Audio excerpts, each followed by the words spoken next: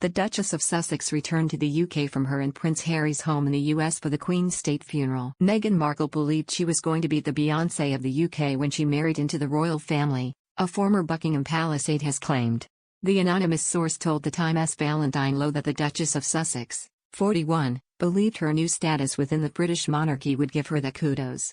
The royal correspondent quoted the source as claiming, "What Meghan discovered was that there were so many rules that were so ridiculous that she couldn't even do the things that she could do as a private individual, which is tough.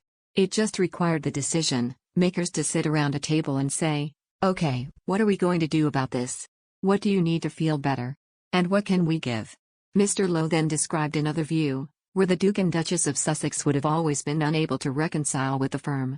They described the rift as inevitable, and a functioning relationship with the Duke and Duchess in the fold is an impossible task. Mr. Lowe described 5 scenarios as being on the table for the Duke and Duchess's departure from royal life. He described a positive atmosphere in the negotiations of how much time the couple would dedicate to official engagements versus their private endeavors.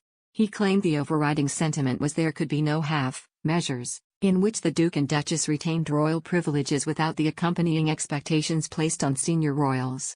The Duke and Duchess have scarcely returned to the UK since their withdrawal from royal life. They stepped down as working royals in March 2020, and relocated to Meghan's home state of California. They are raising their 2 children, Archie and Lilibet, across the pond and away from the royal family. Prince Harry returned in 2021 for the unveiling of a statue dedicated to his mother, Princess Diana, at Kensington Palace, but was not accompanied by Meghan.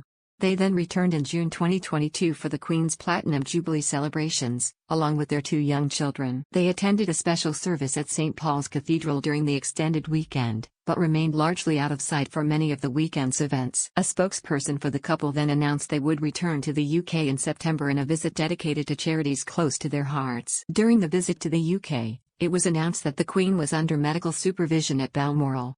Prince Harry then travelled to the royal family's Scottish estate, but it is understood he arrived after his grandmother had died.